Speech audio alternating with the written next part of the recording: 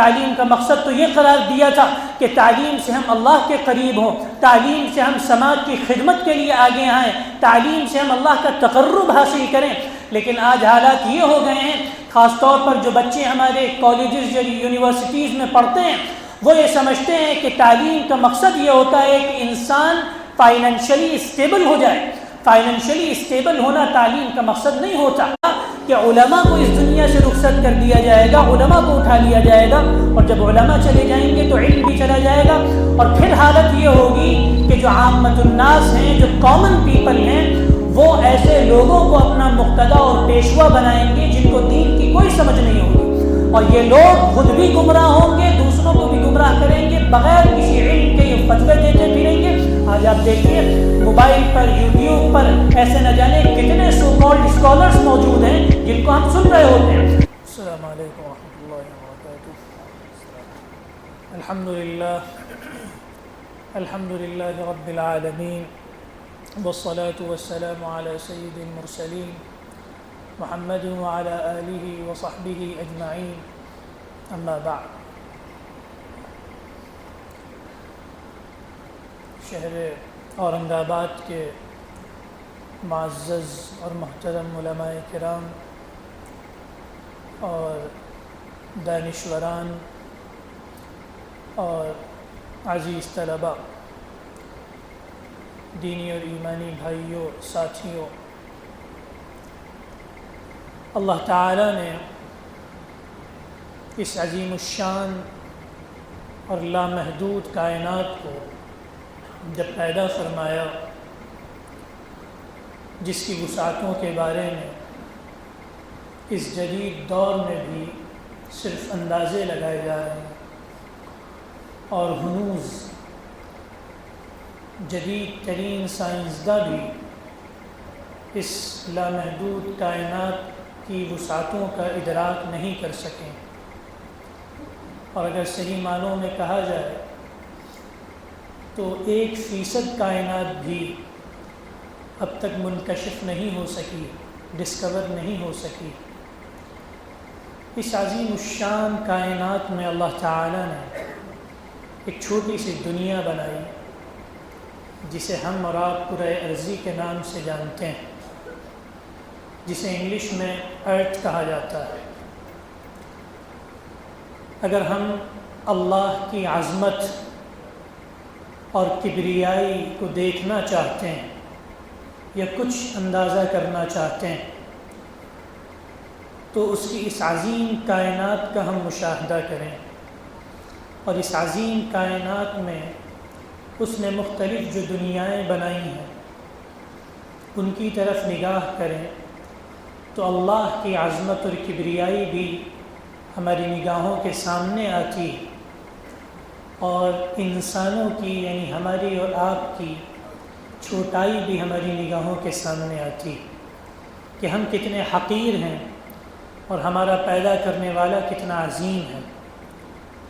اور یہی وجہ ہے کہ اللہ تعالیٰ نے قرآن مجید کے اندر ایسی مخلوقات کی بھی مثالیں پیش کی ہیں جن کو انسان باوجود اللہ کے سامنے حقیر ہونے کے حقیر سمجھتا ہے، اور اہل کفر و ضلال بسا اوقات ان آیتوں پر اعتراض بھی کیا کرتے تھے،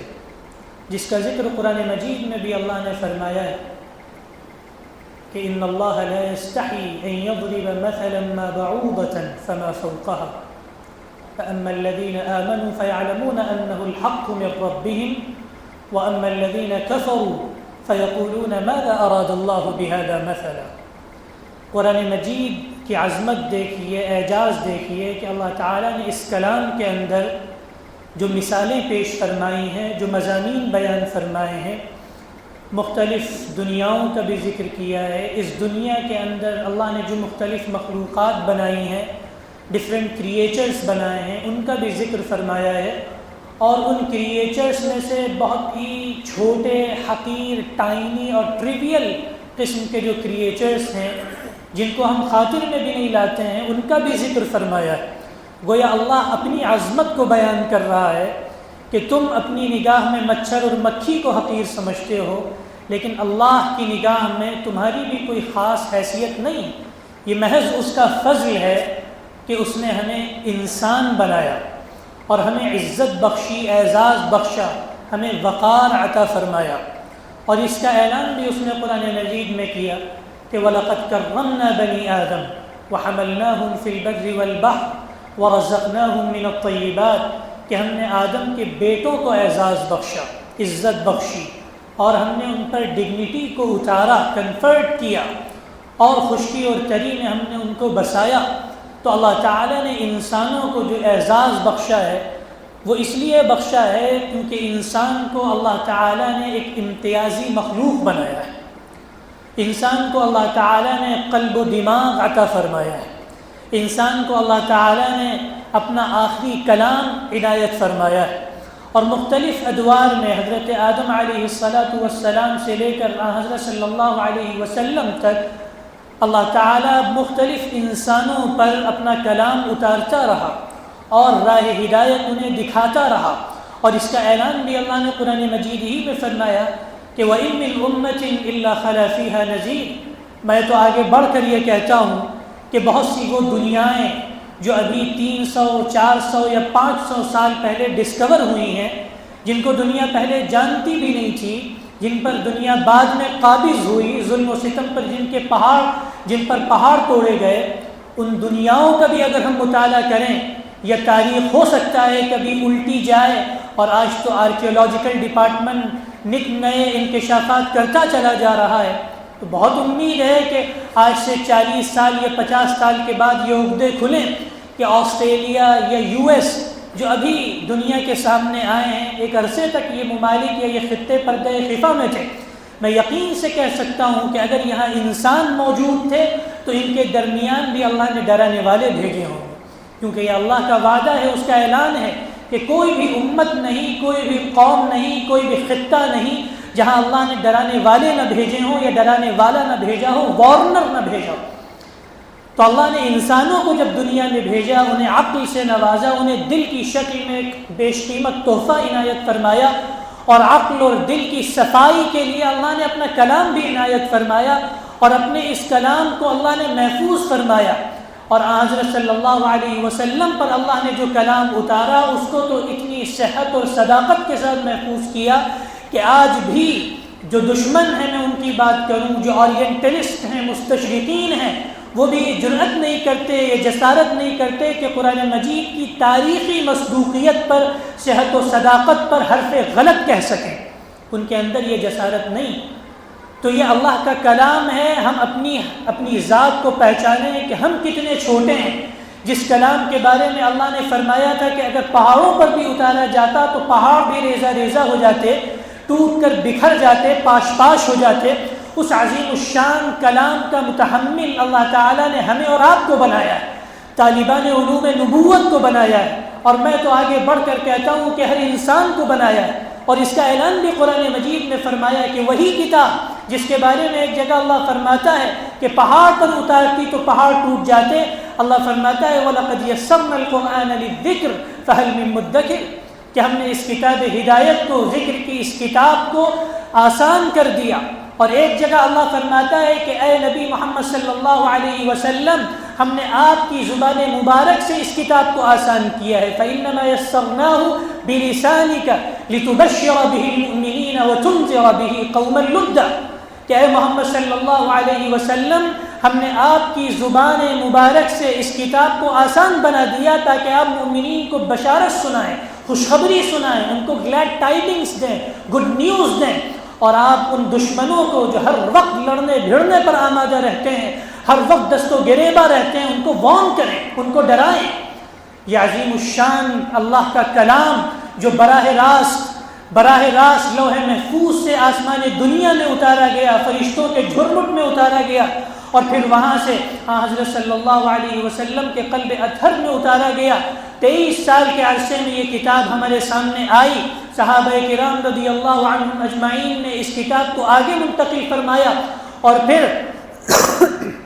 یہ کتاب ہم تک پہنچی، ہمارے سلف کی محنتوں اور کاوشوں سے یہ کتاب ہم تک پہنچی، اور ایسے سلسلہ سند سے پہنچی ایسے متواتر سلسلہ سند سے پہنچی کہ اگر ہم دیگر آسمانی مذاہب کا مطالعہ کریں یا وہ ان میتھولوجیکل مذاہب کا مطالعہ کریں جن کو دعویٰ ہے کہ وہ بھی آسمانی مذاہب ہیں،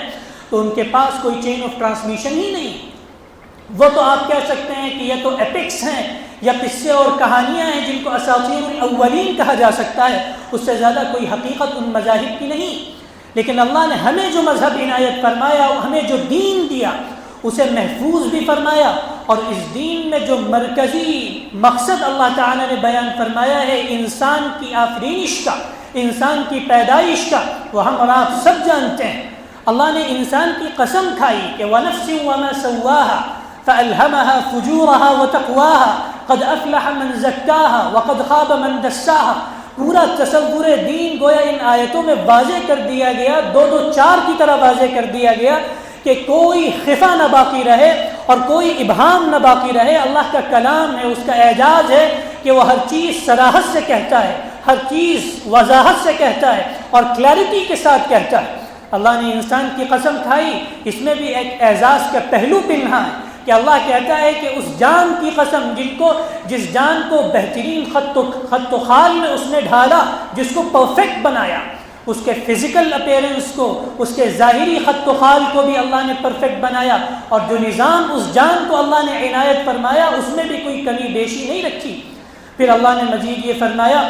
فَأَلْهَمَهَا فُجُورَهَا وَتَقْوَاهَا کہ نیکی اور بدی دونوں کو اس جان کے اندر ودیعت کر دیا گیا، اس دنیا کے اندر ودیعت کر دیا گیا، کیونکہ ہمیں اللہ نے اس لیے پیدا کیا ہے کہ ہم اور آپ آزمائے جائیں۔ یہ دنیا ہمارے لیے امتحان گاہ ہے، یہاں ہم ہر قدم پھونک پھونک کر رکھیں، اور یاد رکھیے حق اور باطل کے درمیان اگر ہم تمیز کرنا چاہتے ہیں تو صرف دو ہمارے سامنے ایسے صاف و شفاف سرچشمے ہیں، ایسی میزان ہیں اور ایسے پیرامیٹرز ہیں کہ جن کے علاوہ کوئی میزان نہیں ہے اور کوئی پیرامیٹر نہیں۔ دنیا جہان کی چیزوں کو ہمیں انہی میزانوں پر پرکھنا ہے، اور وہ میزان ایک تو اللہ کا آخری کلام ہے، اور دوسرے حضرت صلی اللہ علیہ وسلم کی مبارک زندگی، جس زندگی کو اللہ تعالیٰ نے محفوظ فرمایا ہے۔ تو اللہ نے قرآن مجید میں جو آیتیں میں نے آپ کے سامنے پڑھی بہت وضاحت سے بیان فرمایا کہ ہم نے نیکی کو بھی اس دنیا میں رکھا ہے، یعنی جو نیکی کا مادہ ہوتا ہے وہ بھی اللہ ہی نے پیدا کیا ہے، اور ہم کو حکم دیا گیا ہے کہ ہم اس سے پناہ مانگیں، اور ہمیں دعا سکھائی گئی ہے کہ قل اعوذ برب الفلق من شر ما خلق، کہ ہم پناہ مانگتے ہیں اس شر سے جس کو اللہ ہی نے پیدا کیا۔ اور کیوں پیدا کیا؟ تاکہ وہ ہمیں اور آپ کو آزمائے۔ اس دنیا میں اس نے ہمیں آزمانے کے لیے بھیجا ہے، اور اگر کوئی آزمائش پر کھرا اترتا ہے تو اللہ تعالیٰ اس کے لیے جنت کا وعدہ کرتا ہے، اپنے دیدار کا وعدہ کرتا ہے، اور اپنے آخری نبی محمد عربی صلی اللہ علیہ وسلم کی معیت کا وعدہ فرماتا ہے، آپ کے ساتھ کا وعدہ فرماتا ہے۔ تو ہمارے سامنے دین کا تصور واضح کر دیا گیا۔ یہاں پر میں دیکھتا ہوں بہت سے بچے مدارس سے تعلق رکھتے ہیں، کچھ اساتذہ بھی ہیں، اور بہت سے بچے ہیں جو کالج یا یونیورسٹی سے تعلق رکھتے ہیں۔ دین سب کے لیے یکساں ہے، کالج کے بچے ہوں، یونیورسٹی کے بچے ہوں یا مدرسے کے بچے ہوں، سب کے لیے قرآن مجید کی جو آخری کتاب ہے جو اللہ کی طرف سے ہم تک اتاری گئی ہے اور ہمارے پاس بھیجی گئی ہے، یہ کتاب سب کے لیے ہے، اور اس کتاب میں سب کے لیے سامان ہدایت ہے۔ میں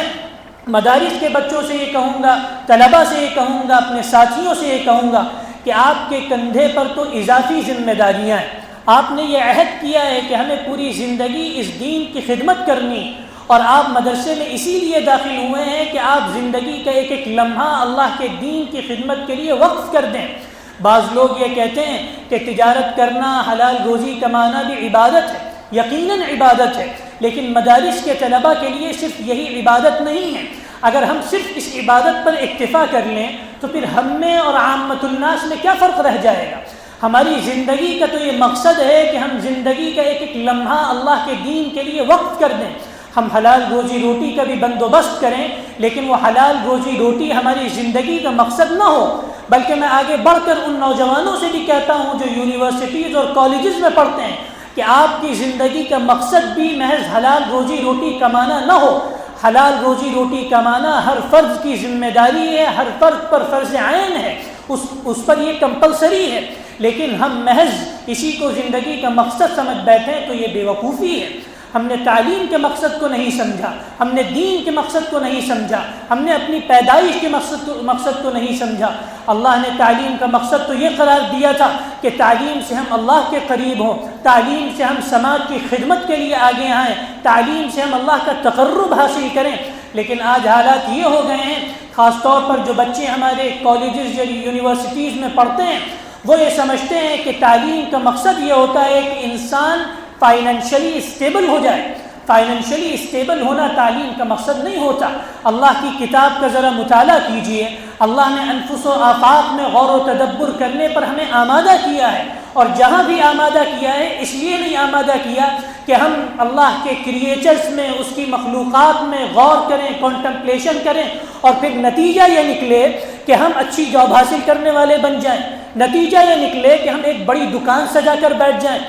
نتیجہ یہ نکلے کہ ہم بڑا مال کھول کر بیٹھ جائیں، نتیجہ یہ نکلے کہ ہم ابروڈ چلے جائیں اور سمجھیں کہ فائنل ڈیسٹینیشن یہی ہے۔ یہ تعلیم کا مقصد نہیں ہے۔ اللہ نے جہاں قرآن مجید میں فرمایا اعوذ باللہ من الشیطان الرجیم ان فی خلق السماوات والارض واختلاف اللیل والنہار لآیات لأولی الالباب، اس میں علماء بھی مخاطب ہے، طالبان علوم نبوت بھی مخاطب ہے۔ جب ہم قرآن مجید کا مطالعہ کریں، خاص طور پر وہ آیتیں جن میں انفس و آفاق کا ذکر موجود ہے، ان آیتوں کو ہم سائنسی روشنی میں بھی پڑھنے کی کوشش کریں، تاکہ ہمارے جو یونیورسٹیز اور کالجز کے طلباء ہیں ان سے جب ہم انٹریکشن کریں تو ہمارے اور ان کے درمیان کوئی ایسا گیپ نہ ہو، ایسی حد فاصل نہ ہو کہ ایسی اجنبیت محسوس ہو کہ نہ ہم ان سے گفتگو کر سکیں، نہ وہ ہم سے کر سکیں، ہم نہ ان کو سمجھا سکیں، نہ وہ اپنی ہم کو سمجھا سکیں۔ ہمیں ایسے علوم بھی اس قدر حاصل کرنے ہیں کہ قرآن مجید سمجھنے میں وہ ہمارے لیے معاون بنے۔ تو خاص طور پر جہاں بھی انفس و آفاق کے متعلق آیات موجود ہیں، میں یہ کہتا ہوں ان آیات کو ہم سائنسی روشنی میں بھی سمجھنے کی کوشش کریں۔ میں نے جو آیت آپ کے سامنے پڑھی اس میں اللہ بہت وضاحت سے فرماتے ہیں کہ یقیناً ان فی خلق السماوات والارض، آسمانوں کی پیدائش میں، زمین کی پیدائش میں، دن اور رات کے الٹ پھیر میں واضح نشانیاں ہیں اہل عقل کے لیے، اہل عقل کے لیے۔ اور پھر آپ یہاں دیکھیے کہ زبردست نقطہ اللہ نے بیان فرمایا کہ یہ وہ اہل عقل ہیں جو اللہ کو یاد کرتے ہیں، اٹھتے بیٹھتے لیٹتے ہر صورت میں زندگی کے ہر مرحلے پر وہ اللہ کو یاد کرتے ہیں۔ گویا یہی انٹلیکچوئلز ہیں، یہی اہل دانش ہیں جو ذاکرین بھی ہیں، یہی اہل دانش ہیں جو اللہ کا ذکر کرتے ہیں، اللہ کی خلقت کا مشاہدہ کر کے وہ عش کر اٹھتے ہیں اور زبان حال سے یہ پکارتے ہیں۔ آگے آیت آپ پڑھیے، زبان حال سے یہ پکارتے ہیں کہ ربنا ما خلقت هذا باطلا سبحانك فقنا عذاب النار، اے ہمارے رب تو نے یہ سب بیکار پیدا نہیں کیا، یہ زمین، یہ آسمان، یہ جھرنے، یہ ستارے، یہ سیارے، یہ کہکشائیں، یہ پانی، یہ لکڑی، یہ آگ، یہ جتنی بھی مخلوقات ہیں ان کا ذکر قرآن مجید میں جا بجا موجود ہے۔ اور یہ تمام آیتیں ہمیں ہمارے سامنے اس بات کو واضح کرتی ہیں کہ ہم ان آیتوں میں غور و تدبر بھی کریں، اور غور و تدبر کے نتیجے میں ہم اللہ کے قریب پہنچیں اور اللہ کی رسی کو مضبوطی سے تھامنے والے بنیں، حق ہمارے سامنے واضح ہو جائے۔ تو میرے بھائیوں، ہم قرآن مجید کو بھی سمجھیں اور حضرت صلی اللہ علیہ وسلم کی جو مبارک زندگی ہے اس کا بھی ہم مطالعہ کریں، آپ کے شب و روز کا مطالعہ کریں۔ دل کے اندر کبھی ڈھلمل یقینی بھی پیدا ہوتی ہے، اضطراب کی کیفیت پیدا ہوتی ہے۔ آج آپ دیکھیے ہمارے جو نوجوان ہیں وہ ڈپریشن کا شکار ہیں، انٹاکسیکیشن کا شکار ہیں، نشے سے جوجھ رہے ہیں، اور مختلف طرح کے چیلنجز ہیں جن سے وہ جوجھ رہے ہیں۔ ہماری اور آپ کی ذمہ داری ہے، اللہ تعالیٰ نے ہمیں اپنا کلام عنایت فرمایا ہے، اس کی کچھ نہ کچھ سمجھ عنایت فرمائی ہے، ہمیں احادیث کی شکل میں حضرت صلی اللہ علیہ وسلم کی پوری زندگی عنایت کی گئی ہے، اور اتنی صحت و صداقت کے ساتھ آپ صلی اللہ علیہ وسلم کی زندگی بھی محفوظ کی گئی ہے کہ دنیا میں جتنے بھی انبیاء اور جتنے بھی رسول آئے، اگر ہم ان کی زندگیوں کا مطالعہ کرنا چاہیں، میں آپ کے سامنے بہت ذمہ داری سے یہ بات کہتا ہوں کہ کوئی بھی نبی نہیں ہے جس کی زندگی کی تفصیلات حضرت صلی اللہ علیہ وسلم کی زندگی کی طرح محفوظ ہوں۔ بلکہ میں آگے بڑھ کر کہتا ہوں کہ حضرت عیسیٰ علیہ السلام کی زندگی کا اگر آپ مطالعہ کرنا چاہیں تو 3-4 سال کا عرصہ ہے جو آپ کو ملے گا۔ حضرت موسیٰ علیہ السلام کی پوری زندگی محفوظ نہیں، اور جو انبیاء اور رسول گزرے ان کی زندگیاں بھی محفوظ نہیں، کیونکہ اللہ کے آخری نبی محمد عربی صلی اللہ علیہ وسلم کی زندگی کو اللہ نے محفوظ کرنا تھا، اور اس لیے محفوظ کرنا تھا کیونکہ آپ آخری نبی تھے، آپ کے بعد کوئی نبی آنے والا نہیں تھا۔ جب آپ کی زندگی ہمارے سامنے موجود ہے،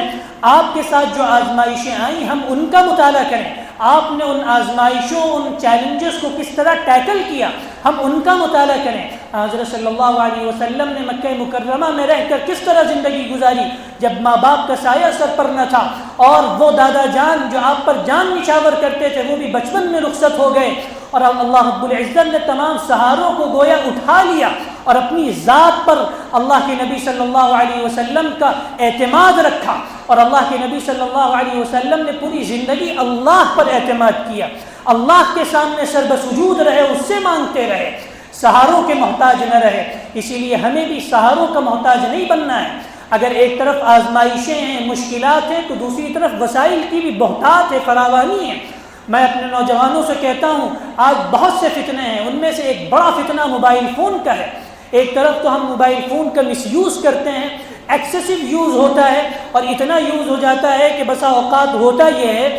کہ ہم موبائل سے چھٹکارا حاصل کرنا چاہتے ہیں اور موبائل سے چھٹکارا حاصل نہیں کر پاتے۔ بہت سے ایسے طلباء ہوں گے جو ہو سکتا ہے پہلے بہت مطالعہ کرتے ہوں، کتابوں کے شوقین ہوں، لیکن جب سے موبائل آیا ہے کتابیں بھی طاق میں سجا کر رکھ دی گئی، مطالعے کا ذوق بھی رخصت ہوتا چلا گیا۔ ہمیں موبائل کا صحیح استعمال کرنا ہے، اور ہمارے بہت سے وہ طلباء جو اسکولز اور کالجز میں پڑھتے ہیں وہ موبائل پر اوورلی ڈیپینڈنٹ ہو جاتے ہیں، موبائل کو ایک ایسا ریلائبل ٹول سمجھ بیٹھتے ہیں کہ وہ مسئلے مسائل بھی اسی سے پوچھنے لگتے ہیں۔ اے آئی سے مسئلے پوچھیں گے، جیمنائی سے مسئلے پوچھیں گے، گوگل سے مسئلے پوچھیں گے۔ یاد رکھیے یہ وہ ویب سائٹس ہیں جس میں ہر طرح کا مواد موجود ہے، ہر طرح کا رد و یابس موجود ہے۔ اگر ہمارے ذہن و دماغ کے اندر یہ تمیز نہیں کہ اس میں سے کیا صحیح ہے اور کیا غلط، اور تمیز حقیقت میں وہ ہے جو قرآن مجید اور احادیث کی روشنی میں ہمیں حاصل ہو، تو پھر یاد رکھیے ہم بے راہ روی کا بھی شکار ہو سکتے ہیں، ہمارے ذہن میں ویوارڈنس پیدا ہو سکتی ہے، اور ہم شیطان کی راہ پر بھی چل سکتے ہیں۔ تو ہم موبائل کا بھی بہت ہی ناپ تول کر استعمال کریں، اور اگر ہم گوگل سے مسئلے پوچھنے پہ آ جائیں، یا جیمنائی سے مسئلے پوچھنے پہ آ جائیں، یا چیٹ جی پی ٹی سے مسئلے پوچھنے پہ آ جائیں، میں بہت ہی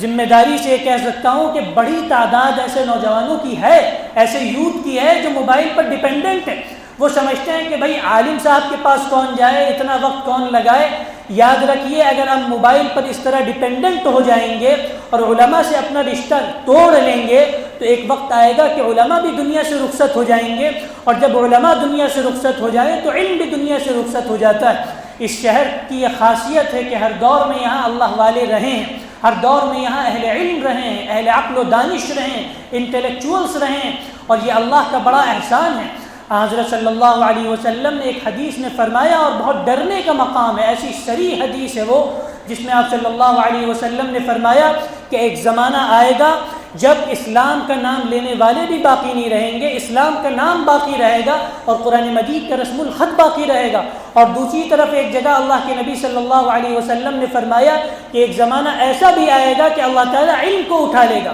اور علم کو اس طرح اٹھائے گا کہ علماء کو اس دنیا سے رخصت کر دیا جائے گا، علماء کو اٹھا لیا جائے گا، اور جب علماء چلے جائیں گے تو علم بھی چلا جائے گا، اور پھر حالت یہ ہوگی کہ جو عامت الناس ہیں، جو کامن پیپل ہیں، وہ ایسے لوگوں کو اپنا مقتدا اور پیشوا بنائیں گے جن کو دین کی کوئی سمجھ نہیں ہوگی، اور یہ لوگ خود بھی گمراہ ہوں گے، دوسروں کو بھی گمراہ کریں گے، بغیر کسی علم کے یہ فتوے دیتے پھریں گے۔ آج آپ دیکھیے موبائل پر، یوٹیوب پر ایسے نہ جانے کتنے سو کالڈ اسکالرز موجود ہیں جن کو ہم سن رہے ہوتے ہیں، ہمارے موبائل میں ان کی ریلز آ رہی ہوتی ہیں، ہم ان کو اسکرول کرتے ہیں، سنتے ہیں، اور بسا اوقات ایسا ہوتا ہے کہ اسلوب کا جو زور ہوتا ہے اور باتوں کے اندر جو لطافت ہوتی ہے اور جاذبیت ہوتی ہے وہ دلیلوں پر غالب آ جاتی ہے۔ ہم اکثر یہ مقولہ ہماری زبان زد ہے کہ خذ ما صفا دع ما قدر، ہم سب سمجھتے ہیں، ہمیں پتہ ہے کہ کیا لینا ہے اور کیا چھوڑ دینا ہے، جو صاف ستھری بات ہے ہم وہ لے لیں گے، اور جو غلط بات ہے وہ ہم چھوڑ دیں گے۔ لیکن ہم اپنے اندر پہلے یہ سمجھ تو پیدا کریں، ڈیولپ کریں کہ صفا کیا ہے، قدر کیا ہے۔ اگر ہمارے اندر یہ سمجھ ہی نہیں ہے کہ صفا اور قدر کیا ہے تو ہوگا کیا کہ خذ ما قدر دع ما صفا، کہ جو اچھی چیز ہے وہ ہم چھوڑ دیں گے، اور جو غلیظ چیزیں ہیں یا غلط باتیں ہیں یا بے راہ روی کی چیزیں ہیں یا غلط مسئلے ہیں ان کو ہم اڈاپٹ کر لیں گے اور اپنی پریکٹیکل لائف میں شامل کر لیں گے۔ تو جو خاص طور پر وہ طبقہ ہے جو اسکول جاتا ہے، کالجز جاتا ہے، ایک فتنہ برپا ہے کہ بھائی علماء کے پاس جانے کی کیا ضرورت ہے۔ دونوں کی ذمہ داری یاد رکھیے، کوئی پلہ نہیں جھاڑ سکتا۔ اللہ کے نبی صلی اللہ علیہ وسلم نے فرمایا کہ کلکم راع وکلکم مسئول عن رعیتہ، علماء کی اضافی ذمہ داریاں ہیں وہ ایک بات، لیکن آپ بھی پلہ نہیں جھاڑ سکتے۔ ہم سب کو ایک ٹیبل پر آنا ہوگا، ایک پلیٹ فارم پر آنا ہوگا، کندھے سے کندھا ملا کر ایک دوسرے کو سمجھنا ہوگا، ایک دوسرے کے مسائل، ایک دوسرے کے چیلنجز سمجھنے ہوں گے اور پھر ان کو ٹیکل کرنے کی کوششیں کرنی ہوں گی، اور حضرت صلی اللہ علیہ وسلم کی زندگی کی روشنی میں اور قرآن مجید کی روشنی میں یہ کوششیں کرنی ہوں گی۔ اب ہمارے جو نوجوان ہیں میں ان سے صرف 2-3 باتیں کہوں گا، بہت باتیں میں کہہ بھی چکا،